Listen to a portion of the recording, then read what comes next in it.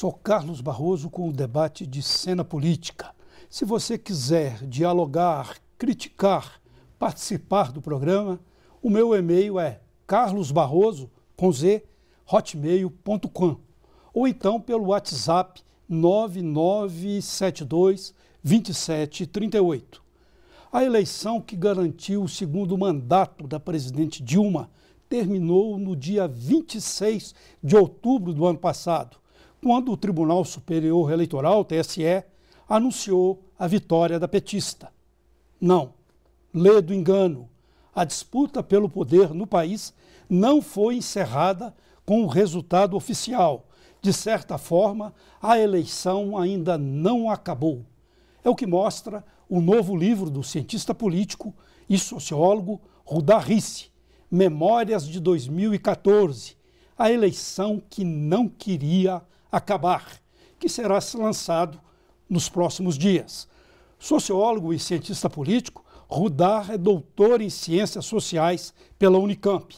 Foi consultor da ONU e integrante do Fórum Brasil do Orçamento e do Observatório Internacional da Democracia.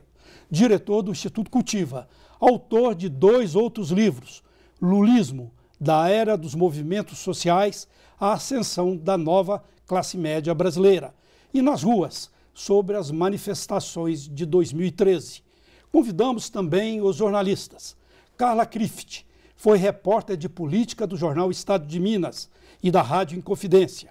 Ocupou a coordenadoria de comunicação de Contagem. Foi repórter de O Tempo e ocupou a editoria de política, chefia da editoria desse mesmo jornal. E Rodrigo Freitas, debatedor do programa Rádio Vivo da Itatiaia. Trabalhou nas rádios Band News FM como âncora e chefe de reportagem.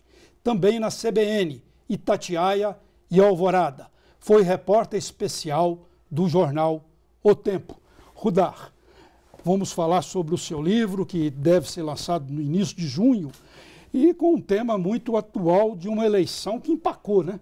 Uma eleição, de uma certa maneira, que empacou.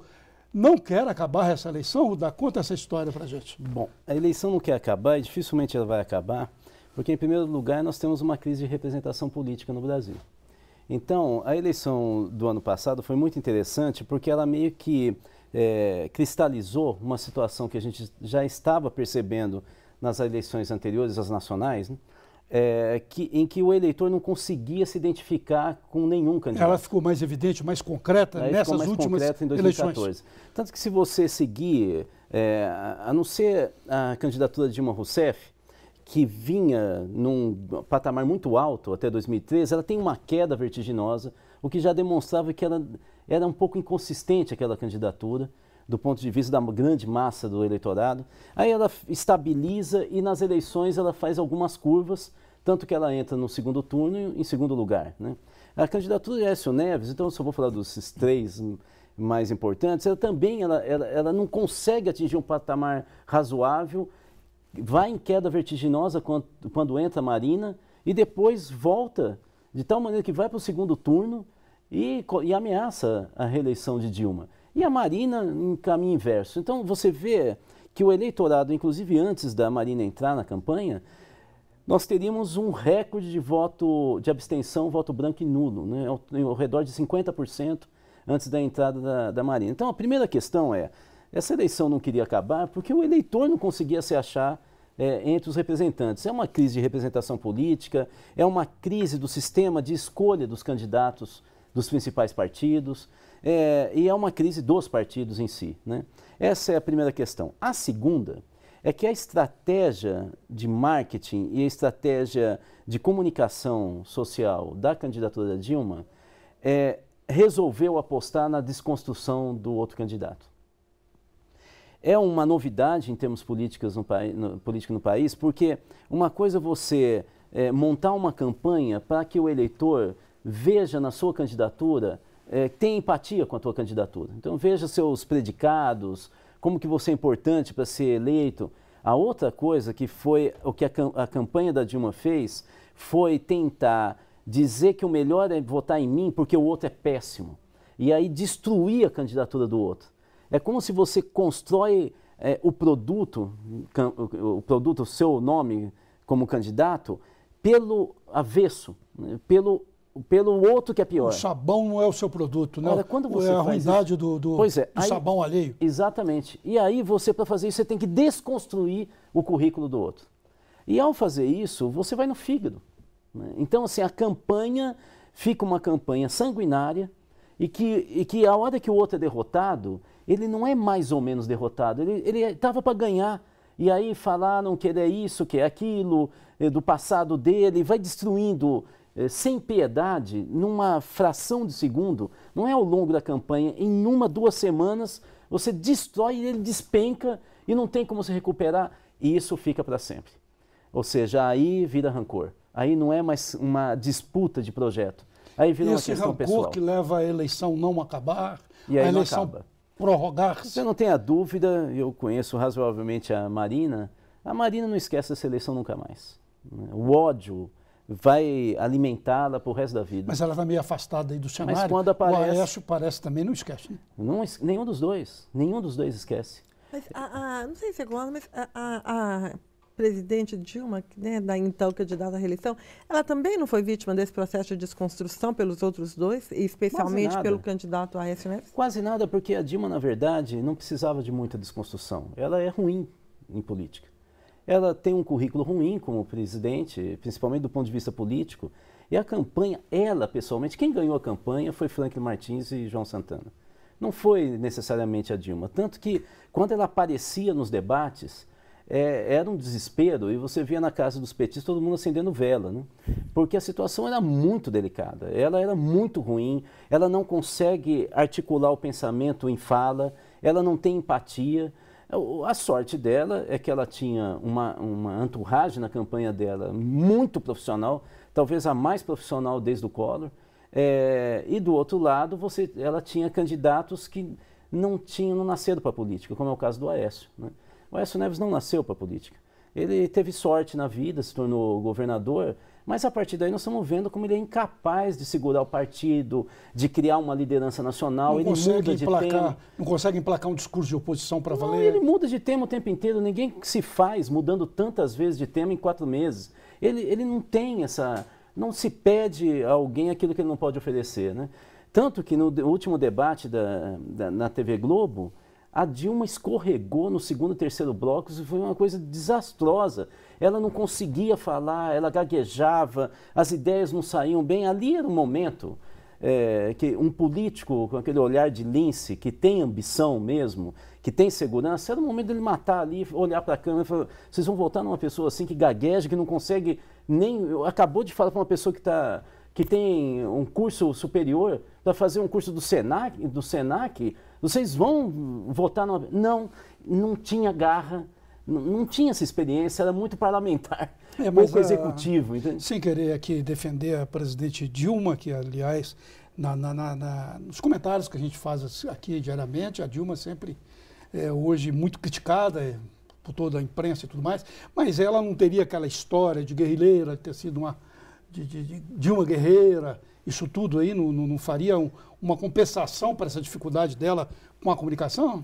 Então, veja, esse tipo de discurso é do PT da campanha de 82, que deu no maior fracasso eleitoral da história do PT. De uma guerreira que foi guerrilheira, quem é que vota nisso? Né? Ninguém vota. Não, no Brasil, a massa do eleitorado... Eu estou sendo muito frio, que eu não estou falando de minhas preferências, né? Eu estou tentando fazer uma análise mesmo, que é o que eu tentei fazer no livro, de cientista político, frio, olhando os dados. O eleitorado brasileiro não é ideológico, é um eleitorado conservador, e por isso que não vota na extrema-direita, por isso que a direita não tem voto no Brasil. Né? Você tem um eleitorado conservador, né? E os candidatos conservadores, populistas, mas candidato que extrema-esquerda. O voto no Brasil de massa não é ideológico, ele é pragmático, conservador. Né? Agora, Rudá, o que a gente pode dizer e pode projetar para o futuro? Porque a eleição, como disse o Barroso na abertura do programa, não ficou no passado, a gente ainda está vivendo isso. Em meio a essa guerra, governo e oposição, muita coisa importante que precisa ser votada, que precisa ser feita, está parada no país. Dá para a gente imaginar em algum momento, quando o país vai voltar a andar e esquecer dessa eleição? A gente está bem longe disso acontecer. Só com reforma política. O último capítulo desse livro, eu trabalho um pouco uma hipótese da gente ter cada vez ciclos mais curtos de lideranças políticas, né? E por quê? Porque nós temos uma crise de representação fortíssima. Então, o tempo de vida ou de sobrevida de uma liderança política é muito curto. E com uma campanha e uma estrutura de campanha, de lógica de comunicação como essa que eu acabei de falar, eles garçam ainda mais a imagem das lideranças, né? Então você tem um tempo, como é o caso do período do Ulisses Guimarães, que é lógico que ele tinha oposição, mas ninguém esgarçava a imagem dele, né? O Covas, que era um pouco mais aguerrido, tinha mais oposição, mas não esgarçava. O próprio Lula era, de alguma maneira, entre os adversários. Ele podia ter um ataque do Caiado, mas a maioria tinha respeito, o Brizola. Você tinha uma certa relação de convivência, porque ali estava a elite política do país. Nós não temos mais isso. O que aconteceu nesse meio termo? Eu te vejo criticar essa atual geração de políticos, já não é de hoje. Pelo menos há 3, 4 anos eu te entrevistava e você já falava, essa atual geração de políticos que nós temos é a pior geração de políticos. O que aconteceu nesse meio do caminho para que a gente deixasse esses políticos que movimentavam as massas, esses políticos que chamavam a atenção das pessoas, para que a gente tenha essa geração que tem essa extrema dificuldade de conseguir se comunicar até, de dialogar com as pessoas e de falar uma linguagem que atinja essas pessoas. O que aconteceu? Olha, foram vários fatores... Onde que se perdeu no meio do caminho, né? Isso é que Nós você está falando. temos vários fatores, como a segmentação social, ela começou a se fragmentar muito em interesses muito específicos, a falta de segurança, portanto, aquele espírito corporativo, né? Os sindicalistas, os trabalhadores, os empresários, ele vai também se recompondo, as redes sociais, mas eu acho que nós temos um problema gravíssimo que é a década de 90, principalmente a segunda metade da década de 90. Ali abriu-se um espírito do empreendedorismo que foi a desgraça para o serviço público no Brasil. Nós começamos a achar, aqui no Brasil o discurso era muito pesado, que empresário seria um bom governante, que o bom na política é um gestor. Os tecnocratas. Eram os tecnocratas frios, calculistas, que se for para cortar, que corte, gere desemprego para o país, então, ter equilíbrio para crescer mais lá na frente, que nunca vem. Ali acabou a política e nasceram pessoas que são técnicos, mas que não gostam de política. Esse é o problema. Muito bem, nós temos de fazer um intervalo e Cena Política volta daqui a pouco, debatendo com o cientista político Rudá Rissi sobre o lançamento do novo livro dele, 2014, a eleição que não queria acabar.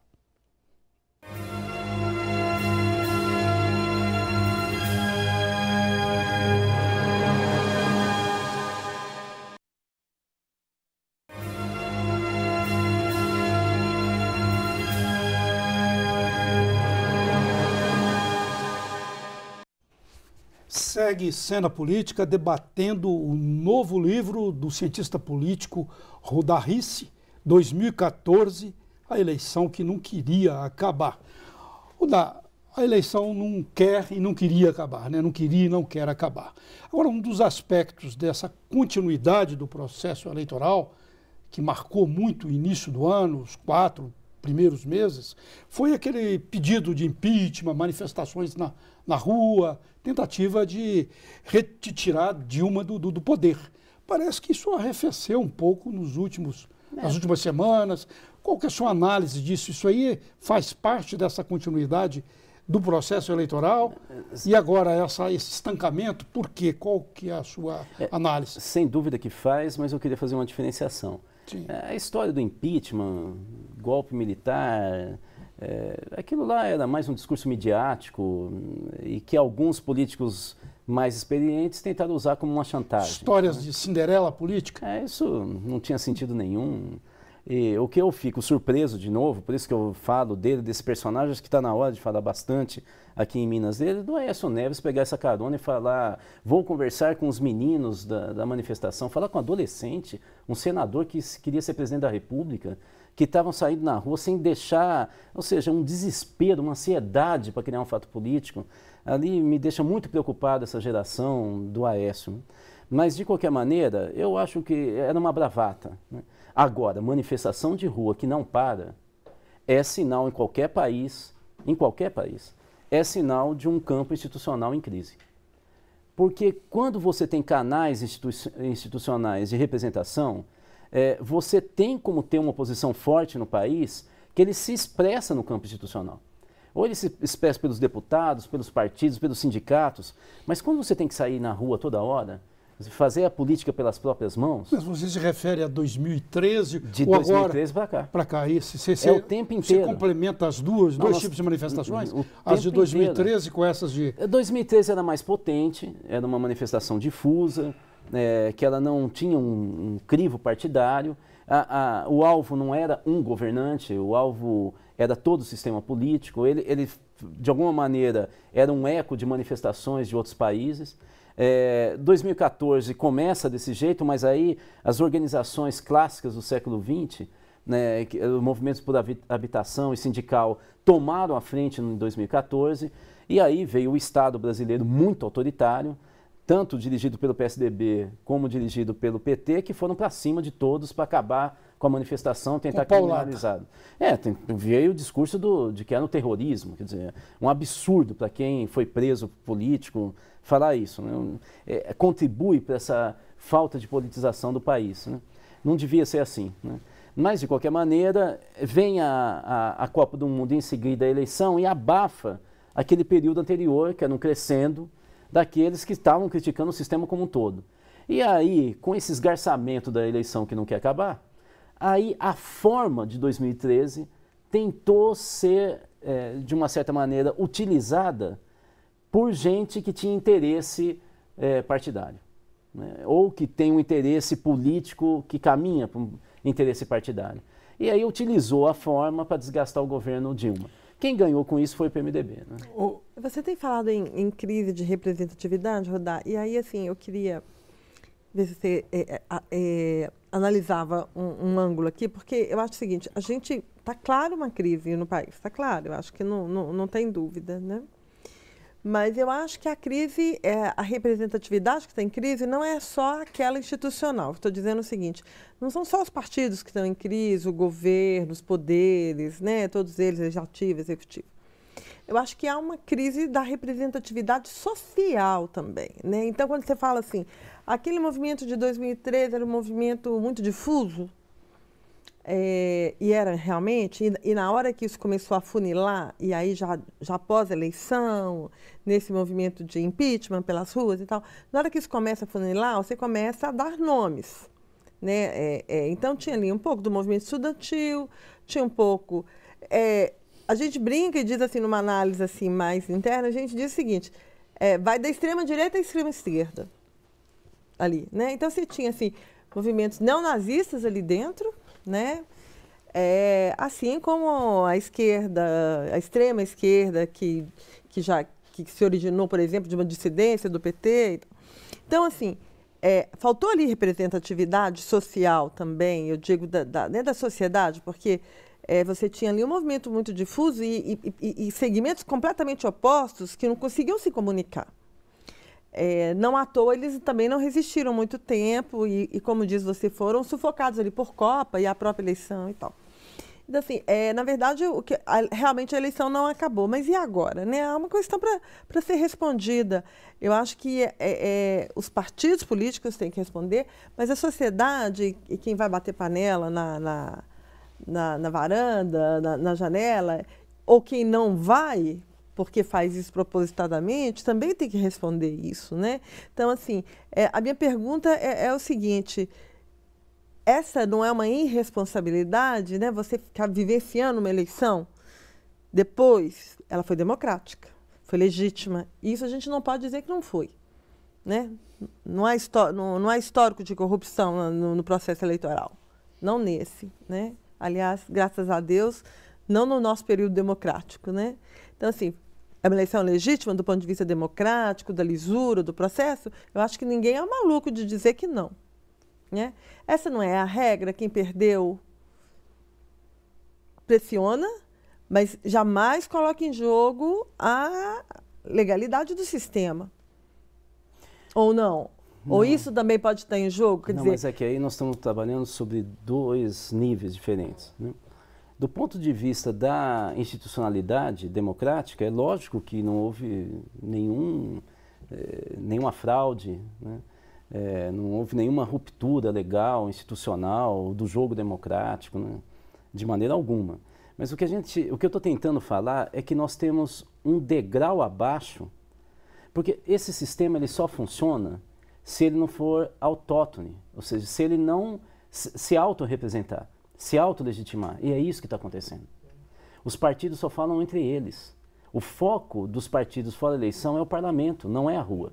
Acontece que os partidos, eles são estruturas de poder para ser um canal de comunicação, é um vaso comunicante das ruas, ou seja, do campo social, da sociedade civil, onde nascem os valores morais, é aí que nasce o valor, não é no Estado e não é na empresa. Onde nascem os valores, as crenças, aquilo que nos une como nação, como identidade coletiva é a sociedade civil, né?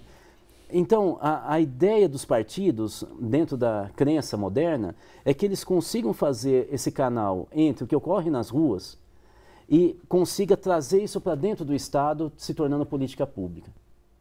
Os partidos, num regime democrático, eles vão então representar muitos interesses que dentro das instituições políticas vai se estabelecer um acordo e o Estado então produz legislações que são equitativas, não são só igualitárias, né? Elas dão um equilíbrio entre os diferentes. Essa é a crença.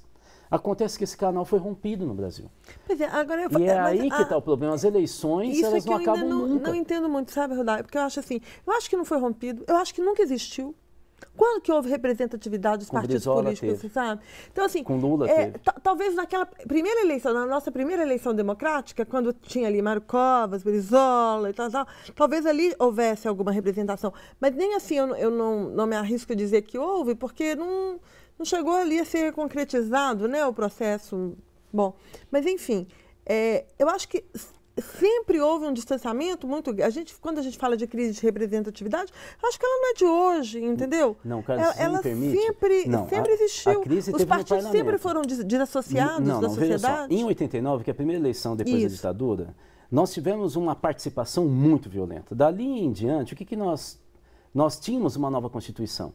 Ali, os petistas, os movimentos sociais, mais ou menos, Igreja Católica Progressista, mais ou menos próximos do PT, eles sabiam que podiam ganhar. E eles tiveram uma marcha o tempo inteiro focada no campo institucional.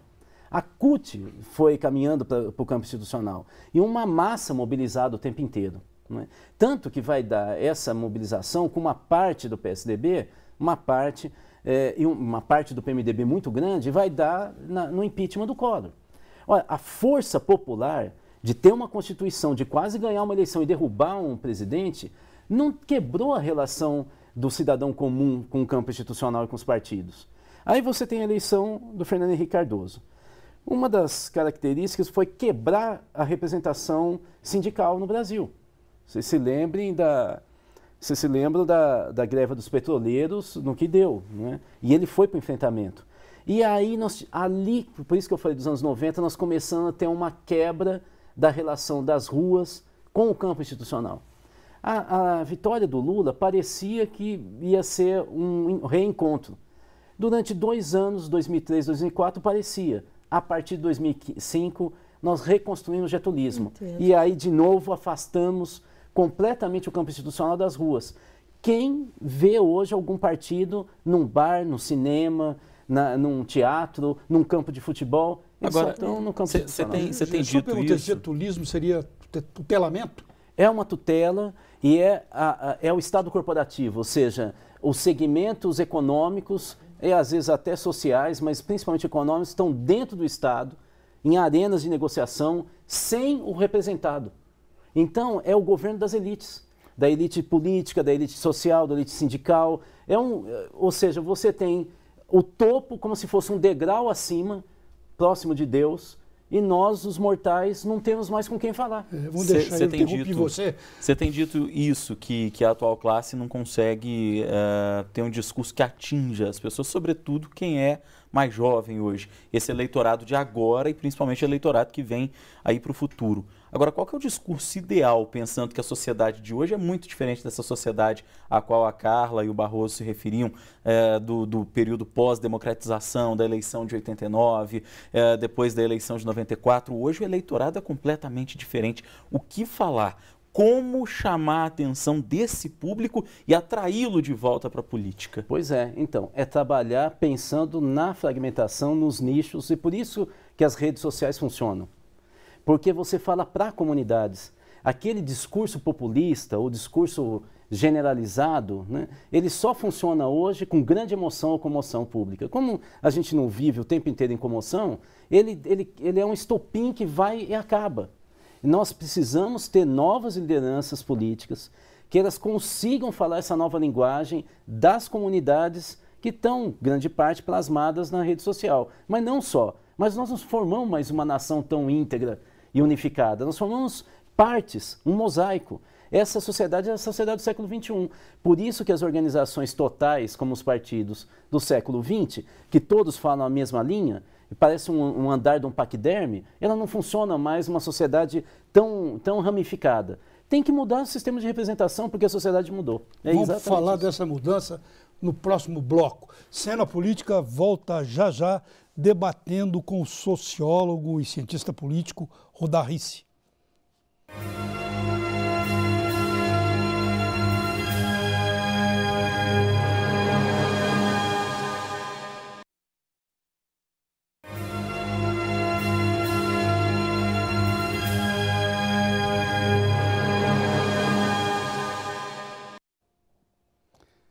Prossegue Cena Política, debatendo com o cientista político Rudá Rissi sobre o lançamento do novo livro dele, Memórias de 2014, a eleição que não queria acabar, com presença também dos jornalistas convidados, Carla Crift e Rodrigo Freitas. Rudá, você disse que para essa ruptura, para esse campo social que está roto, a saída seria a reforma política. Mas a reforma política aqui no Brasil é uma balela eterna, que nunca sai da balela, nunca sai do blá blá blá. Você acredita que pode acontecer uma reforma política para valer? Quais seriam as condições para acontecer essa reforma política, para acontecer de uma maneira efetiva? Uma pressão social violenta, como aconteceu na Islândia em 2008. Mas é você vê a possibilidade disso acontecer no Brasil? Em 2013, né? O problema é que os políticos profissionais no Brasil são tão ruins, é uma geração que não gosta de política, né? Ela gosta de ar-condicionado, mas ele não gosta de convencer, não tem a paixão pela política. Daqueles que ficam no ar-condicionado e depois, quando encontra com o povo, vai com o gel de álcool na mão para passar depois, né? É um pessoal muito técnico, um pessoal que acha que o processo eleitoral é algo desnecessário, que eles já sabem que eles são os melhores mesmo, né? Então, assim, Deus já os escolheu. O voto é apenas uma confirmação, né, terrena. Né? Eles não têm gosto nenhum pela política. Você vê no olhar, e você vê jovens que acabam assumindo a política, são jovens, mas com o olhar plastificado daqueles políticos, né, antigos. Né? É um pessoal com cabeça velha. Né? Então, a renovação não vem. Agora, esse ministro do Supremo, só um intervalinho, Luiz Eduardo Barroso, Luiz Barroso, isso. Luiz Barroso disse aí recentemente que a política no Brasil tem de parar com isso. De quem não deu nada para nada, seguir na política. Exatamente. Seria esse o caso. Quem não se deu para nada. Eu não vejo paixão. Eu não vejo habilidade política. A pessoa pensando numa estratégia para o país, mas ao mesmo tempo no jogo, pensando criar situações, jogo de xadrez. Porque o jogo de xadrez, às vezes o perdedor, em alguns jogos, ele é muito mais aclamado do que o vencedor. O jogo da habilidade, da inteligência política acabou no Brasil. Você não tem mais situações criadas pelo político. As situações são criadas pela economia ou pela sociedade civil e aí você vem a reboque. Você não vê nenhum dirigente criando um fato, ele na ofensiva, ele conduzindo o país. Para isso que é liderança política. Né? Então, veja, em função desse ato com a nossa sociedade, essa falta de liderança, de empatia, de crença no país, É óbvio que a única forma que a gente tem para alterar esse campo político é de fora para dentro. E as gerações que estão vindo por aí estão vindo nesse mesmo caminho, né, Rudá? Exatamente. Então, assim, ou vem uma pressão de fora falando, vocês não nos representam, como aconteceu na Espanha e tantos outros países, ou os que estão dentro são tão ruins que eles estão querendo se locupletar com aquilo que eles já fazem. Ou seja, está ótimo para eles. Eu tenho percebido nos últimos tempos que essa política é cada vez mais pragmática e menos ideológica, menos partidária, que o caráter de formação política que os partidos durante muito tempo exerceram, ele vem sendo relegado hoje a um segundo plano, né? E aí a pergunta é a seguinte: que papel tem nessa construção da coletividade, dessa consciência política que você está falando aí, essa formação que os partidos exerciam? Porque hoje o que determina é o pragmatismo, né? E a gente, quando fala de pragmatismo, a gente está falando de todo mundo que entra no governo. Qualquer que seja o governante hoje, seja ele do PT, do PSDB, geralmente, a gente não pode generalizar 100%, mas geralmente o pragmatismo é que está mandando. É exatamente isso mesmo.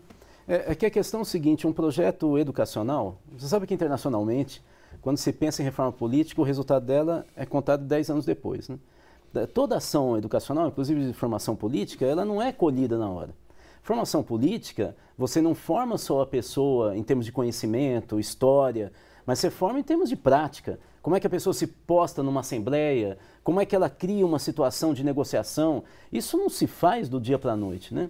E além disso, não é só a formação, mas é também o carisma, a personalidade da liderança e tal. E isso gera uma peneira, né? Ficam os melhores. Agora, quando você não tem isso, a peneira é voto. E no Brasil, voto é dinheiro.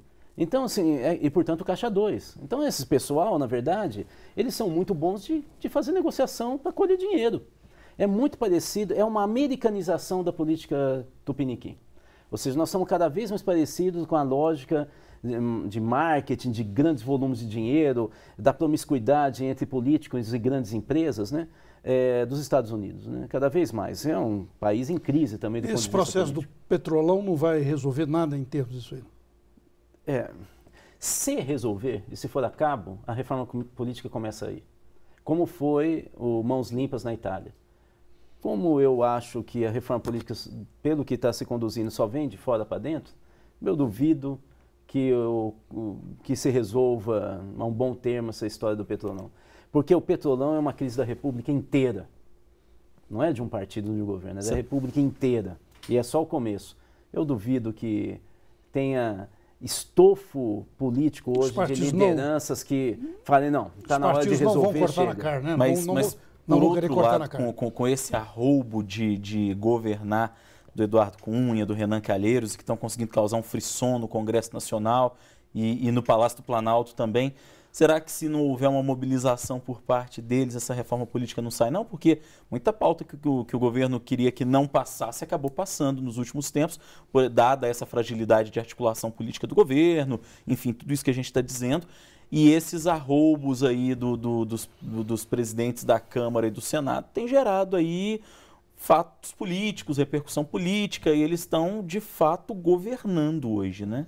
O Eduardo Cunha. A questão é o seguinte, com os meninos do primeiro trimestre saindo da rua pedindo a cabeça da Dilma, quem ganhou força foi o PMDB, porque a Dilma precisava do Congresso naquela crise, quem comanda o Congresso é o PMDB. Tanto é que o vice-presidente foi parar no papel de articulador político do governo. Exatamente. Nesse sentido, o PMDB mandando no Congresso, ele começou a disputa para 2016, 2018. Então, assim, eu não vejo de maneira alguma o Eduardo Cunha, a partir de agora... A votação sobre o pacote lá da terceirização, da legislação da terceirização, todos nós sabemos, quem sabe o que está acontecendo no Congresso, era uma dívida de campanha, né? Porque muitos empresários fizeram a campanha para ter a bancada do Eduardo Cunha na Câmara, que são 105 deputados federais, né? Não tem nenhum partido que tenha uma bancada tão grande como o Eduardo Cunha tem na mão. Ele pagou a campanha através desse acordo. Ele tinha que pagar a fatura. E aí ele se desgastou um pouco com aquilo, mas não era tanto para ofender o governo. A questão é que, nesse momento, o Eduardo Cunha e o Renan Calheiros disputam quem é o maior nome do PMDB para 2018. E quem falou isso foi um grande comandante do PMDB para mim. Então, assim, já está em disputa. 2016 e 2018 já está em disputa pelo PMDB. Afinal, não tem ninguém que se opõe ao PMDB. Só se opõe a Dilma E ataca, às vezes, o PSDB, alguns, a direita, a esquerda. E todo mundo que chega lá no poder acaba Mas se o PMDB está ileso. Podia ter, assim, ser muito bom para o país, né? Se o PMDB resolvesse ter candidato e deixasse de ser o partido da negociação, né? Que talvez fosse um mal a menos. Partido do poder, né? O partido fora do poder, mas no poder, né? Se for candidato, o PMDB... É para negociar também, né? O PMDB vai ter os votos que ele teve com o Ulisses e Quércia, menos de 5%. Não, pois é, mas eu digo assim, diminui um pouco a negociata. Mas eu queria voltar aqui na reforma política. E aí, assim, eu gosto muito de lembrar, porque, assim, eu acho que a gente precisa mesmo ter memória, né? O primeiro grande político, na minha opinião, que falou de reforma política mais recentemente, morreu, né? Foi Itamar Franco. E quando ele falou da convocação de uma constituinte exclusiva para fazer reforma política, ele foi motivo de chacota. Eu me lembro. E hoje a gente vê que ele estava certíssimo, né? Assim, eu pessoalmente não acredito que a gente possa fazer uma reforma se não houver o que você falou, pressão externa, e que essa pressão conduza a uma constituinte. E com pessoas que estejam exclusivamente para aquilo. Exatamente. Porque se a gente for esperar... E mais, que seja impedida de qualquer mandato exatamente. Que fique numa quarentena Até porque se a gente grande, esperar que os deputados legislem em causa própria, a gente já sabe o que vai dar. Vai dar reforma eleitoral... Casuística, desculpe, eu sei que você vai perguntar, mas veja, vamos pensar claramente. A lista é ideológica mesmo do PT e do PSOL? Ou é porque eles têm nomes nacionais que em lista eles ganham? O distritão é mesmo uma visão nacional ou é porque o PMDB que faz essa proposta tem candidato forte nos municípios? E o distrito... O voto distrital do Serra para cidades acima de 200 mil habitantes é pensando no Brasil ou é porque o PSDB tem voto justamente nas grandes cidades? Assim não dá. Esse pessoal só pensa neles, não pensa na gente, não pensa no país. E você tem toda a razão. A única forma da gente ter uma reforma política que consiga fazer o país se encontrar de novo consigo mesmo é se ela for exclusiva. E sem o pessoal que faz carreira política. É gente que pensa no país naquele momento, só vai fazer isso. Pode ter o interesse que eles quiserem, não há problema nenhum, isso é legítimo. Mas eles precisam pensar no país e não na sua carreira. Agora, você falou aí do poder do PMDB e tudo mais. Hoje foi anunciado que o Supremo já começou o indiciamento de peixe grande, talvez até tubarão, da política atual, porque estava só pegando ex-deputado, ex-senador, ex-governador. Hoje houve a abertura do processo contra Fernando Collor. Você acha que esse processo do Supremo, do Lava Jato, pode chegar, inclusive, no Renan e no Eduardo Cunha, já que eles também foram denunciados por delatores? Do Eduardo Cunha é um caso à parte, mas no caso do Renan, você sabe que a mudança de humor dele foi isso, né? Foi um jogo pesadíssimo contra o governo federal, porque ele exigia ser blindado, né? E o governo federal não blindou. E aí ele foi apertando o parafuso cada vez mais para poder... Você acha que ele é mais vulnerável que o Ele é mais vulnerável. Ele já, na verdade, ele já teve uma situação próxima, né, disso, né, no passado. O Eduardo Cunha ainda, e além do mais, ele não tem a bancada do Eduardo Cunha que eu acabei de falar, né? E o Renan, por incrível que pareça, é muito mais político naquele sentido que eu estava falando, do gosto pela negociação, do jogo, da capacidade de convencimento. O Eduardo Cunha não. O Eduardo Cunha é talvez uma espécie de aprendiz de político, né? Ele gosta mais do jogo bruto, né? Ele não sabe jogar, né? Enquanto ele tiver um pouco de onda, tá certo, mas ele sobrevive. Tá certo. Eu vou para o próximo bloco. Cena Política volta já já, debatendo com o cientista político Rudá Rissi.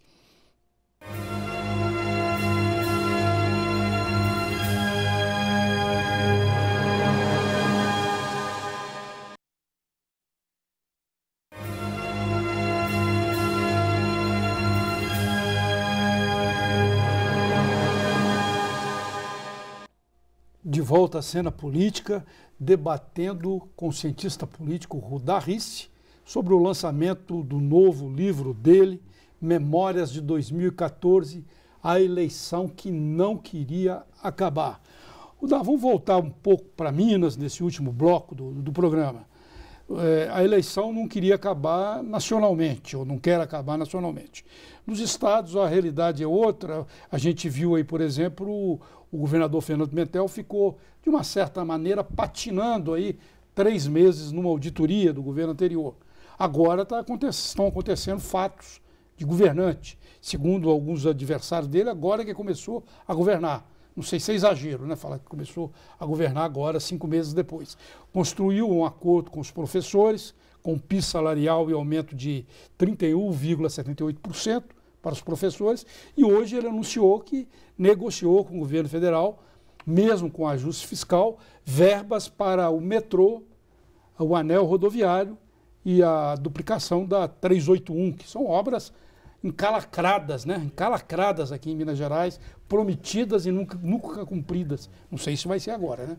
Você acha que, em termos do Estado aqui, está dando para a eleição acabar mesmo? Fazer um exagero, que nos estados a gente voltou, parece até que a gente voltou para a República Velha.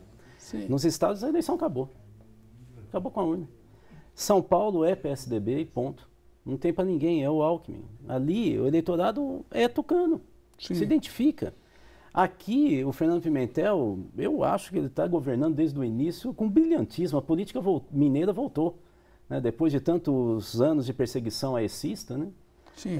Acabou. Nós estamos tendo políticas. Nós vamos lembrar o que ele fez. Ele disse que não ia pagar, na verdade não foi ele. Ele disse que não ia pagar o salário, que não ia ter salário para pagar, porque estava sem caixa e pagou.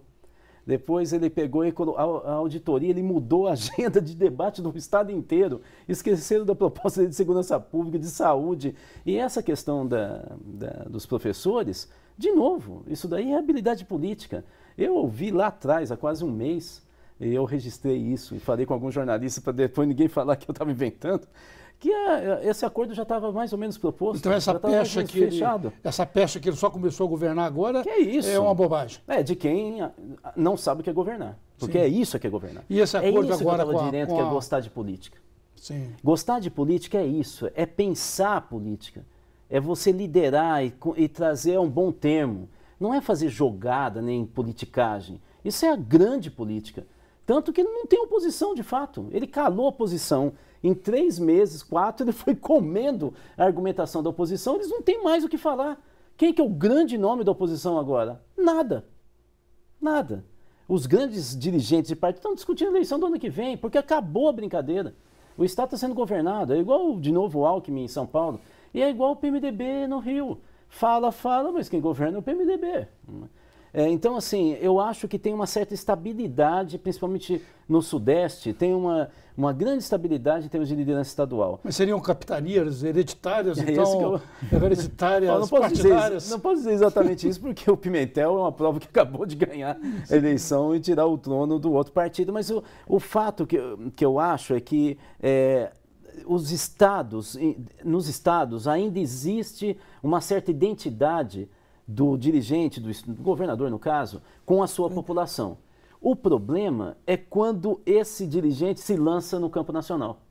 Aí nós estamos em um mosaico tão sofisticado na política nacional, que é o problema do PMDB, que a hora que sai um nome nacional, ele não consegue ser uma espécie de espelho do mosaico. Ele não consegue criar uma unidade, né?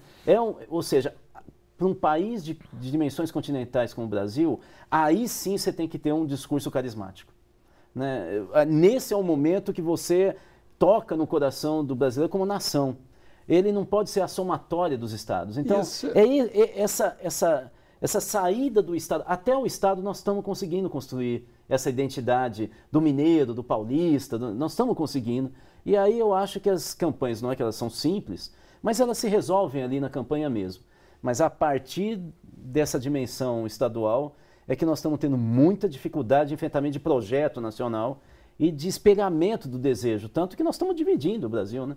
O Brasil do centro-norte e o Brasil do centro-sul, eles não se encontram em quase nada. E o centro-sul, que se acha muito poderoso, inclusive desmerecendo o caráter, a personalidade, a cultura do centro-norte. É aí que está a dificuldade, né? Eu queria pegar uma carona nessa sua fala para colocar uma pergunta. Em alguns momentos da história, até da história mais recente, você vai se lembrar certamente, alguns presidentes fizeram o tal do pacto com os governadores, né? O Fernando Henrique fez isso, o Itamar fez isso. O Lula tentou fazer Não e deu. depois não deu certo, A né? Dilma esboçou Pacto- também. E a Dilma também. Pacto Federativo, depois com a chamado? segurança. Não, é. o pacto com os governadores, Governadores. que É um era pacto nacional. um pacto nacional. E ela chamava os governadores para conversar. Apartidariamente, né? Isso, esquecer ali as diferenças partidárias e tentar um projeto que viabilizasse os estados, né?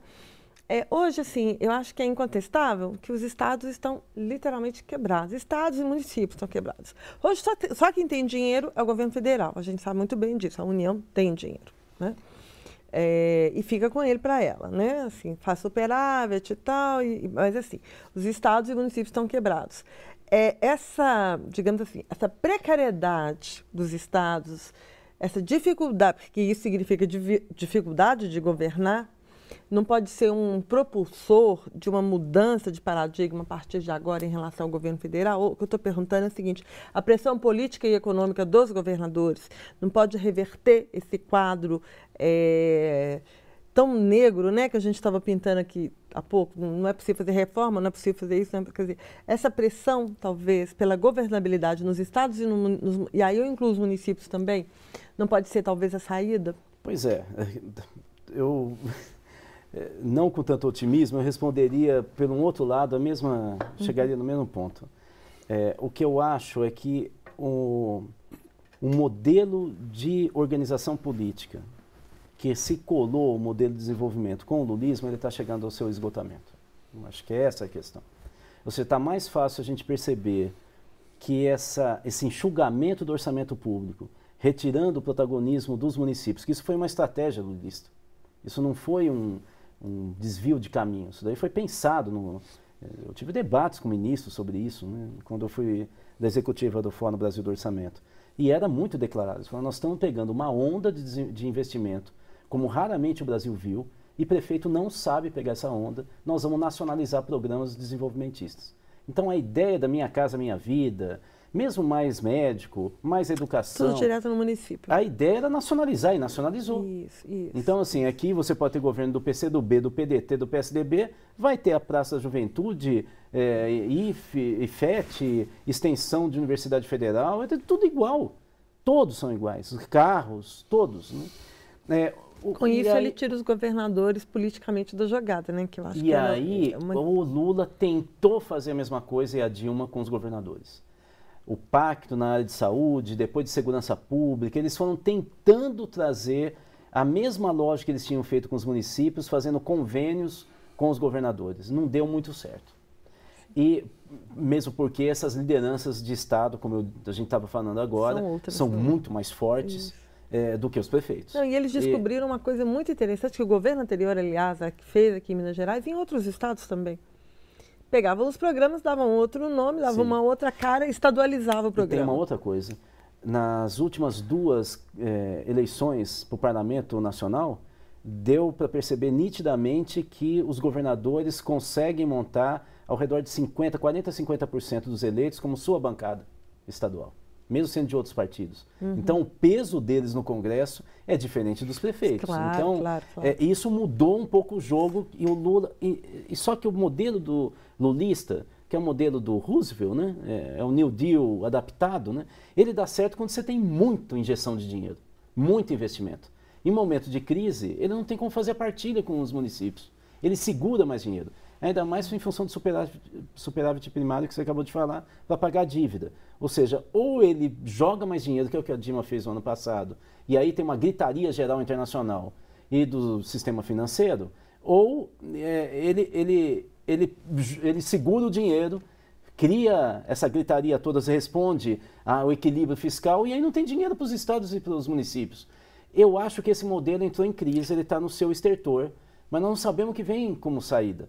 Porque a proposta, por exemplo, do PSDB, pelo menos que apresentou nos últimos anos, é piorar isso que a Dilma está assumindo.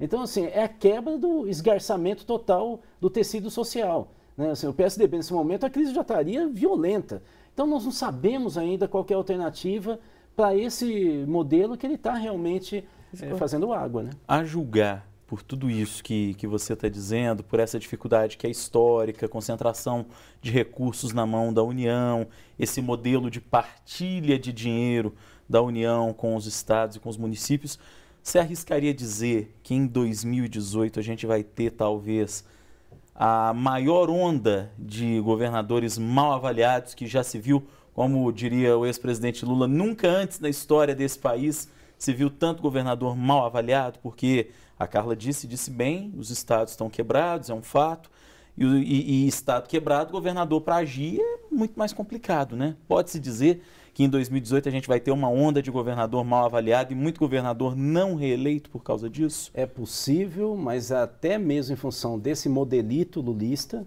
eu acho que no Nordeste não vai ser tão nítido isso, e em Minas menos ainda. Esse governador tem que dar certo, de qualquer maneira. Até porque as pretensões dele não são apenas focadas aqui em Minas Gerais. Né? A gente tem no caminho também as eleições municipais. Aí, né? Esse é o pedágio mais importante. Né? O que vai desenhar 2018 vai ser 2016. Talvez não para construir um grande nome, mas para destruir aqueles que ainda têm alguma pretensão. Aí nós vamos ver direito, por exemplo, se o PT for destruído em São Paulo, nós já sabemos que as chances no PT do Fernando Pimentel passam a ser quase que totais, né, de ser candidato petista, né, para a sucessão de Dilma. Né. E assim, se Lula não for, né? Se Lula não for.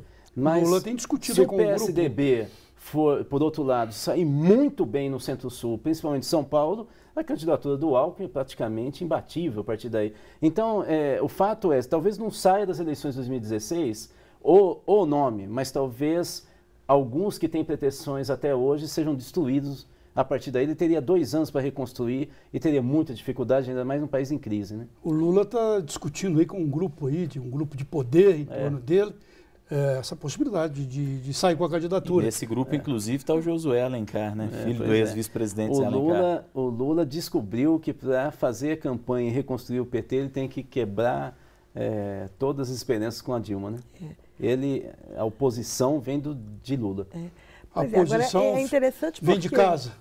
É interessante porque, assim, nesse país, e eu acho que no sistema político que a gente tem, você chegar à presidência da República sem passar por governo do Estado ou legislativo, né, Senado e tal. Sem experiência administrativa, né? Só teve um cara que fez isso até hoje, né? Foi o próprio Lula. Né? Ainda assim foi deputado, né, Carla? Mas assim, depois de muito tempo, né, ficou muito tempo sem mandato nenhum e tal, né? Fernando Henrique passou lá, né? Sentou em cadeira que depois não foi eleito, perdeu uma eleição, depois foi eleito. Enfim, as pessoas têm uma trajetória política, né? Então, assim, eu acho que, concordo plenamente com você, 2016 vai apontar um novo quadro político. Mas Minas, que vai definir também 2018. E a política café com leite de novo vai voltar. Agora, uma coisa eu acho que outra coisa é inegável, né? Para ser presidente, tem que fazer seu sucessor no Estado, senão você não é eleito presidente. Então... É por aí, Rudá? E o eixo, para mim, é Minas e São Paulo, tendo logo em seguida o Nordeste. Sem isso, vai ser essa disputa. Olha, Cena Política e BH News TV agradece a presença do cientista político Rudá Risse, dos jornalistas Carla Crift e Rodrigo Freitas, e um ótimo debate que eu acho que tem muito a ver com o momento, né? O livro é da eleição passada do momento presente, né? Sem dúvida. E Cena Política volta na próxima semana com um novo debate. Até lá.